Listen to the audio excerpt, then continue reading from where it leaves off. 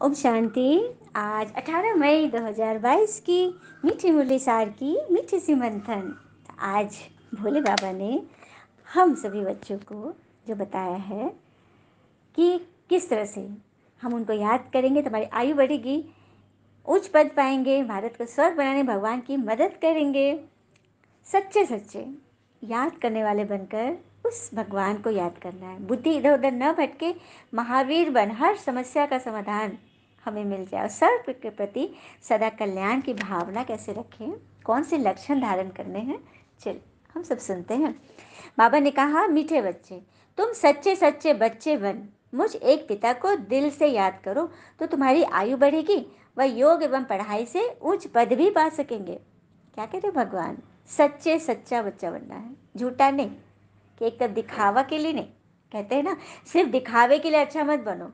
वो बाबा, वो भगवान हमको बाहर से नहीं बल्कि भीतर से भी जानता है। हाँ, चलिए इस पर एक कथा सुनते हैं। एक बार की बात है, मगध प्रदेश में एक जल्लाद रहता था। जल्लाद का तो काम पता ही है, फांसी पे सबको लटकाना था और राजा के आदेश पर करता था। राजा जो आदेश देता था, फलाना जो है चोर डकैत जो भी है उनको फांसी पे लटकाने का काम था। 60 वर्ष की अवस्था हुई तो वो रिटायर हो गया। हाँ, पद से हटना पड़ा उसको। वो घर जाके रहने लगा, छोटा मोटा काम धंधा करने लगा, लेकिन उसको बड़ा अफसोस होता था अपने पिछले जीवन से कि मैंने कितने लोगों को मौत के घाट उतारा। और ये अफसोस उसको तब होता था जब वो एक पंडित जी को अपने घर के बगल से जाते हुए रोज देखता था कि हाथ में पोथी पंडित लिए हैं, तिलक लगाए हैं और हर घर में जाकर भगवान की बात बताते हैं। हाँ, तो वही सोचता था ये ब्राह्मण कितना भाग्यशाली है, सबको जाकर भगवान की बात बताता है, पूजा पाठ करता है, पवित्र रहता है। तो ये तो इसका तो पुण्य कर्म बहुत जमा होगा। मैंने तो पाप ही जमा किया है। इसके लिए मंदिर जाता था और भगवान से अपने पिछले जन्म के लिए ना बहुत क्षमा मांगता था और आगे अच्छा करने के लिए ना वो शक्ति मांगता था। तो एक बार उसके नगर में एक दिन उसके घर पर एक बौद्ध भिक्षुक भिक्षा मांगने आया और ये खाने के लिए बैठा ही था, थाली रखी हुई थी भोजन से भरा। वो भिक्षुक है, वो भूखा था, बोला कि मुझे भूख लगी है, भोजन दे दो, 3 दिन से खाया नहीं हूँ। तो इसको इतनी दया आई ना, उसने अपनी पूरी थाल उठाकर उसको दे दिया उस भिक्षुक को। और भिक्षुक प्रेम से खाना खाया और फिर जल पिया और उसको खूब आशीर्वाद दिया। लेकिन इसका चेहरा उदास देखा तो भिक्षु पूछा, क्या बात है, तुम खुश नहीं हो? तो उसने अपने मन की व्यथा बताई कि मेरा पिछला जीवन बहुत पाप से भरा था, मैं जीवन भर सबको मौत के घाट उतारते रहा, फांसी देता रहा। तो भिक्षुक ने बोला कि ये काम तो तुम राजा के आदेश से करते थे ना? बोले हाँ, राजा ही बोलते थे कि इनको, ये लुटेरा है, ये पापी है, इसको फांसी देना है। तो भिक्षुक बोला, तो इसमें तुम्हारा तो कोई दोष नहीं है, ये तो तुम्हारा काम था जो तुमने बड़ी श्रद्धा से किया और वो लोग ऐसे गलत थे, हाँ, उनको सजा देना का और भी राजा का ही आदेश था। तो तुम इस बात से मन में व्यथा मत पालो, तुम अभी से अपना जीवन अच्छे रास्ते पे गुजारो। तो उसको इतना अच्छा लगा भिक्षुक की बात, वह रोज भिक्षुक के सत्संग में वो जाने लगा। और उसका जीवन तो पहले ही वो ग्लानि से था, सबके लिए अच्छा करता था, अब और ज़्यादा उसका सत्संग होने लगा ना, तो रोज़ जाने लगा और रास्ते में सभी से मिलता तो सेवा करते रहता था और बहुत अच्छा बन गया। जिसको भी देखता उसकी मदद के लिए तैयार रहता था। वृद्धावस्था हो गई, मृत्यु भी हुई और उधर उस ब्राह्मण की भी मृत्यु हुई। हाँ, तो पता है वृद्धा ये जो जल्लाद जो मृत्यु को जब दूसरा जन्म मिला तो ये राजा घर में जन्म लिया और वो ब्राह्मण वो गरीब घर में जन्म लिया।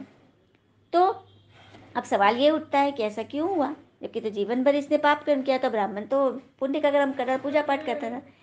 तो रहस्य यह है कि यह जल्लाद होकर भी इसके दिल में सबके प्रति जो शुभ भावना थी, कल्याण की भावना थी और राजा के आदेश से करता था, जो कि लोगों की हत्या करता था, जो लूटपाट करते थे उनको सजा देता था, खुद भूखा रहकर वो दूसरों को भोजन खिलाता था, जिससे उसके सारे पाप कर्म कट गए। और उधर ब्राह्मण क्या करता था, धन कमाने के लोभ लालच में पूजा पाठ करता था और लोगों को कथा सुनाता था, सच्चे मन से उसने कभी भगवान को याद नहीं किया।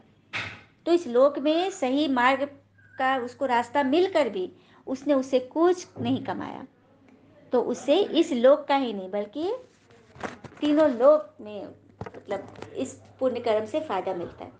और यहाँ तो बाबा बोलते हैं कि सिर्फ इस लोक से उस लोक नहीं बल्कि इस जन्म के बाद 21 जन्म हम साहूकार बनेंगे, मतलब राजा घर में जन्म लेंगे, स्वर्ग में जन्म लेंगे। तो भगवान को याद करने से हमारी आयु बढ़ेगी, हमारे सारे पाप कर्म मिट जाएंगे, योग व पढ़ाई से मुझ पद पाएंगे, क्योंकि योग जितना करेंगे, भगवान को याद करेंगे, हमारे सारे विकर्म नष्ट होंगे, हमारे सारे पाप सिर्फ इस जन्म के नहीं, 63 जन्म के हिसाब किताब हमारे साथ संलग्न है, वो सब भस्म होंगे। प्रश्न, भारत को स्वर्ग बनाने के लिए भगवान हमसे किस चीज की मदद मांगते हैं? तो भगवान हमसे मदद मांगते हैं पवित्रता की, मन वचन कर्म से पवित्र हो, और ये भगवान से वचन दो कि हम विकारों को लात मारकर पवित्र जरूर बनेंगे। समय पर उठकर अपने से मीठी बातें करो कि बाबा, हम आपको मदद करने को तैयार हैं, हम पवित्र बन भारत को पवित्र जरूर बनाएंगे, हम आपकी शिक्षा पर जरूर चलेंगे। बाबा, आपकी कमाल है, जो जो बातें हमने स्वप्न में भी नहीं सोची थी कि हम स्वर्ग के मालिक बनेंगे। आप हमें क्या से क्या बना रहे हो? भगवान कह रहे कि इस तरह से अपने आप से बातें करो। धारणा, सच्चा आशिक बन एक खुदा माशूक को याद करना है, जैसे आशिक और माशूक को याद करते हैं ना।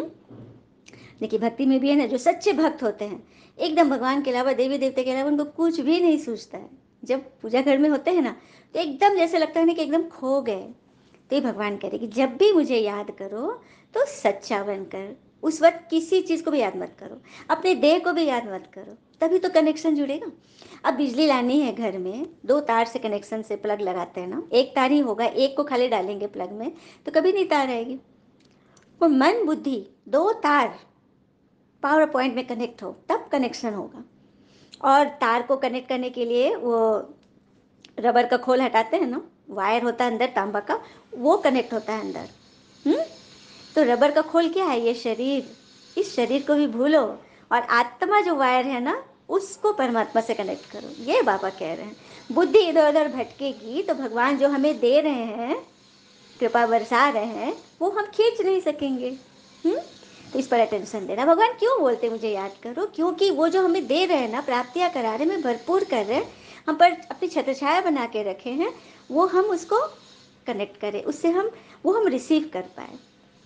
फिर बाबा ने कहा, प्राप्ति को सामने रख मुझे निरंतर याद करो, जैसे शिवलिंग पर जल की लोटनी की बूंद टप टप टप टप गिरते रहते हैं ना। तो ये टप टप क्या है? ये लगातार याद ही तो है, जो शिवलिंग को याद कर रही है, मतलब शिव को याद कर रही है, आत्मा याद कर रही है। तो पवित्र बन भारत को स्वर्ग बनाने का धंधा करना है। धंधा, धंधा मतलब काम। क्या काम करना है बच्चों को? तो उसके लिए कोई अलग से एफर्ट नहीं लगानी है, अपने आप को पवित्र बना लो। जब तुम्हारी सोच पवित्र हो गई ना, तो तुम्हारे अंदर से वाइब्रेशन क्या निकलेंगे? हाँ, तुम्हारा ऑरा कैसा हो जाएगा? और वही ऑरा तो जाएगा प्रकृति में। आप कुछ भी नहीं कर रहे हो, आप सोए हुए हो, कुछ भी नहीं कर रहे हो, लेकिन आप सोए भी हो, तब भी अगर आपके अंदर वृत्ति क्लीन कर ली आपने, मन वचन से एकदम पवित्र हो गए, तो आप सोए सोए भी जो आपके अंदर से जो ऑरा निकल रहा है, वो प्रकृति को सकाश दे रहा है, प्रकृति को क्लीन कर रहा है। ये भी मदद है भगवान की। हाँ, पवित्रता की मदद देनी है, अंदर पवित्रता धारण करनी है। वरदान है, महावीर बन हर समस्या का समाधान करने वाले, सदा निर्भय व विजयी भव। महावीर बन हर समस्या का समाधान करने वाले, सदा निर्भय और विजयी भव। तो महावीर, महावीर जी के तो हम सब जानते हैं ना, हनुमान जी को महावीर कहते हैं ना। तो कितने महावीर थे ना, सारा काम राम जी का उन्होंने किया, लेकिन क्या बोला लास्ट में? प्रभु आपके नाम से ही सब काम किए, राम नाम से सब काम हो गया। तो देखिए कितना निरंकारी, सारा कुछ कर्म उन्होंने किया। यहाँ से समुद्र में उठ कर गए, वहाँ गए, लंका जलाया, ऐसे युद्ध हुआ, सारा विस्तार, सारा राज, सब कुछ जाने, राजपाट, सारा कुछ, लेकिन अंत में क्या कह दिया? राम नाम से सब हुआ। तो ये है महावीर। अपने आप को जितना हम विनम्र बनाएंगे, जितना सबको क्षमा करेंगे ना, जितना क्लीन एंड क्लियर रहेंगे ना, किसी बात में नहीं फंसेंगे, तब हम महावीर कहलाएंगे। तो हर समस्या का समाधान सदैव हमें हो जाता है। और महावीर बच्चे कभी ये बहाना नहीं बनाएंगे कि ऐसी परिस्थिति थी इसलिए हार हो गई। परिस्थितियां तो मैल है, परिस्थितियां कल के वाणी में था ना, घंटी बजा रही है, समय घंटी बजा रहा है। जैसे आप देवता को जगाते हो ना, घंटी बजा बजा के मंदिर में पूजा करने, तो समय घंटी बजा रही है। परिस्थितियां, ये समस्या घंटी है। कोई आत्मा आपको टोक रहा, बोल रहा है, तो ये घंटी है कि आप तैयार हो जाओ, सजग हो जाओ, सहनशीलता धारण करो। तो किसी भी बात में फंसना नहीं है। महावीर विजयी आत्मा हर कदम में तन मन से संतुष्ट रहते, खुश रहते, वे कभी उदास नहीं होते। उदास होना माया का दास बनना। उनके पास कभी भी दुख की लहर आ नहीं सकती। हाँ, बातें आएंगी, कुछ समय लगेगा कि हाँ यहाँ पे मन फंस रहा है, थोड़ा मन दिल खाएगा भी, लेकिन अगले ही पल जब ज्ञान की बातें करेंगे, कुछ सुनेंगे, मुरली पढ़ लेंगे, या फिर मेरा दिल से कहेंगे मेरा बाबा, बाबा देखो ना ये प्रॉब्लम आ गया, बाबा मैंने आपको सब सौंप दिया, अब जिम्मेवारी आपकी और आप निश्चिंत हो जाओ। देखो, एक बच्चे का अनुभव भी है। कल एक बच्चे ने बोला कि क्या बोलूँ, राम बाबा नाम में कितनी शक्ति है कि वो ना बरी बरी के लिए ना उड़द पीस करके रखी थी, और फोरकास्ट भी हो गया कि आज बारिश होगी, और मौसम भी देखिए कि सूरज एकदम छुप गया, मतलब एकदम बादल ढक रहे हैं। अब तो उसने पीस लिया, तो अब उसको तो करना ही था, और बरी भी वो घर में ऐसे प्लास्टिक में पार चुकी थी।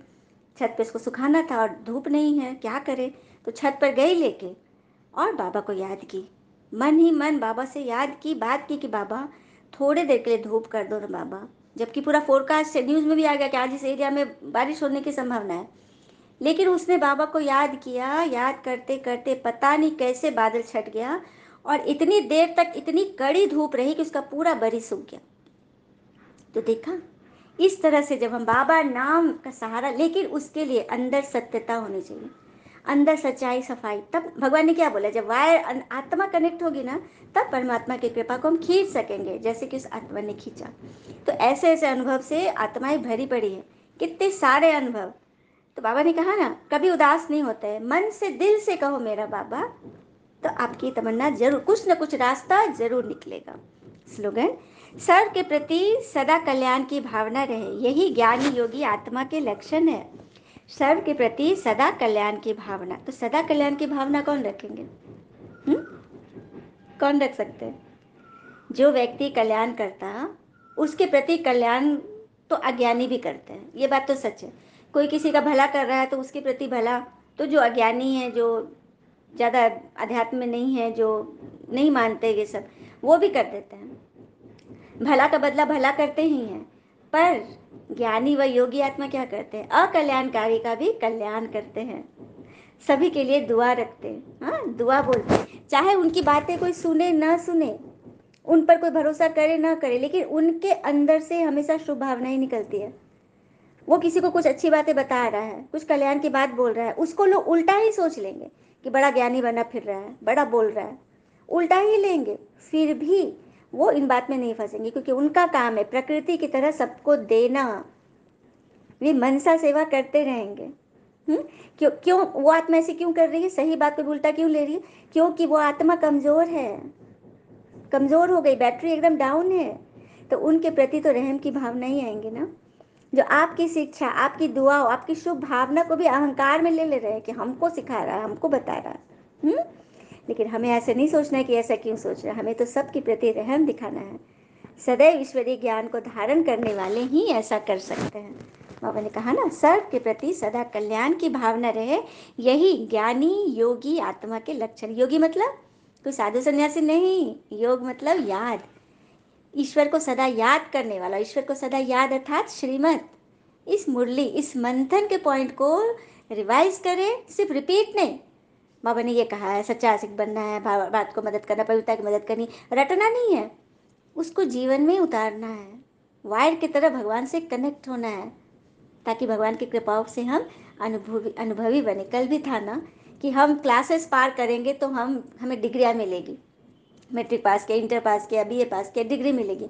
लेकिन यदि हम ज्ञान में चलेंगे, भगवान को निरंतर याद करेंगे, श्रीमत पे चलेंगे, तो ये जो हमें अनुभवों की डिग्री मिलेगी ना, ये हमें एकदम ऊंचा तक पहुंचाएगी, खुद भी पहुंचेंगे और सबका कल्याण भी करेंगे। यही है योगी आत्मा के लक्षण, ज्ञानी आत्मा के लक्षण। अच्छा, ओम शांति। शुक्र मीठे बाबा, ओ बाबा के प्यारे प्यारे बच्चे, all is well that ends well. ओम शांति।